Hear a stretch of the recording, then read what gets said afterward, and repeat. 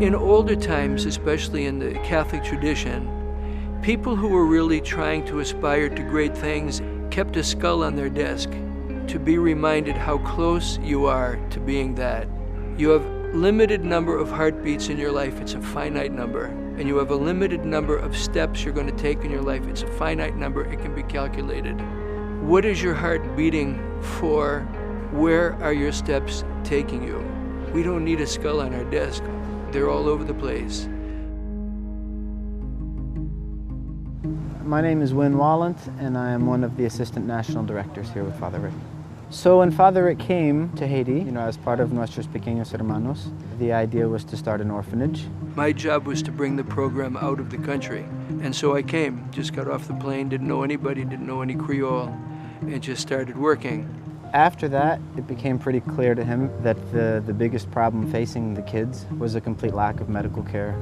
So that's how the first hospital began, as a hospice. I guess once you start giving dignified care to sick children, you very quickly come to the next step of saving their lives, especially when you're Father Rick. Father Rick decided to study medicine at 36. He was very brave. We started with just 2 pediatricians. Now we're a team of 15 pediatricians. We run the largest hospital, pediatric hospital in Haiti. I might say the only one.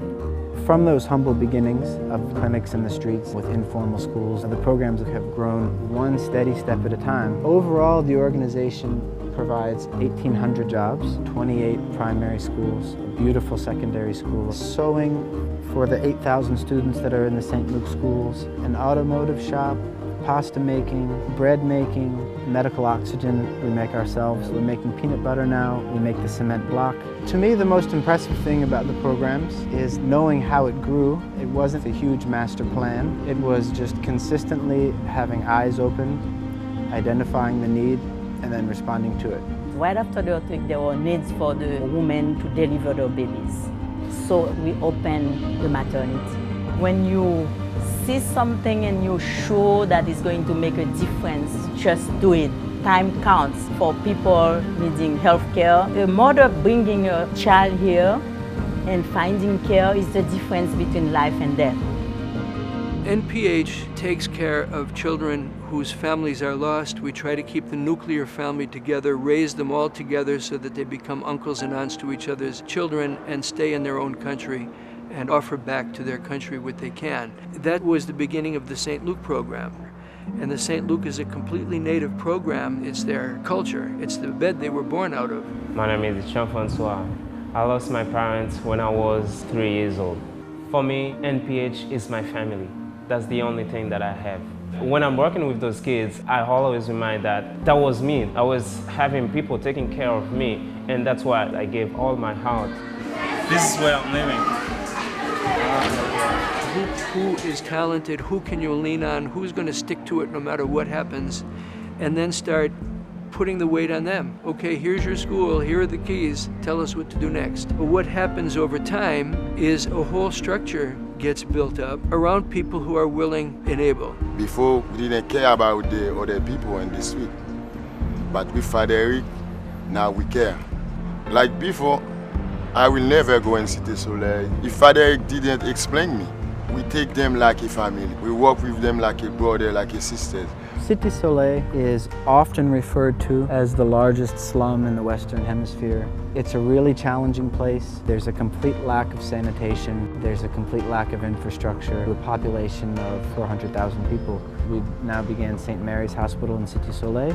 If the people are supported and given opportunities in the way that Father Rick supports and gives opportunities, they'll be able to work it out. It won't be called the largest slum in the Western Hemisphere for very long. The philosophy, he used some time just to motivate us. If not us, who? If not now, when? The idea is to start and do something and do it well, and then slowly start to do it better. I'm the only foreigner in any position of authority, and I don't act or lead like I'm in authority. I pick up the dead from the streets like everybody else. I sweep the floor like everybody else. My bigger role is to completely enable, encourage, and educate, allow to come out the potential of the people here in Haiti, their visions, their dreams, their willingness to put all their heart and soul into the channels that will make the country a better place. We're at a moment now where if we can't find a way to finance nuestros pequeños hermanos in the St. Luc programs, we're going to lose ground that it took 25 years to gain. It's a vision that we share.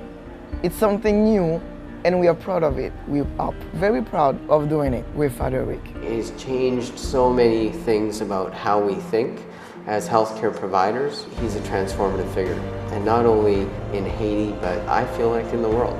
We should be grateful to him for the work he's doing. He gives you this energy back to struggle, to battle, because he believes.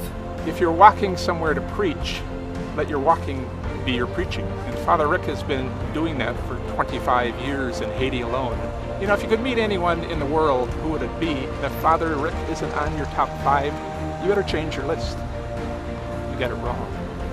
He makes everyone that he comes in contact with want to be the best version of themselves. You can't help but be humbled by how hard he works, how devoted he is to the people, and how focused he remains on meeting the need. We would never have imagined this as the future, never in a million years. You trust in God, you trust in the goodness of people, you trust their dreams, you trust their ideas, you trust that when we take any next step, guided by all the principles that we've used for all of these years, including the humility to listen to somebody else, that it leads you to a good place, no matter what.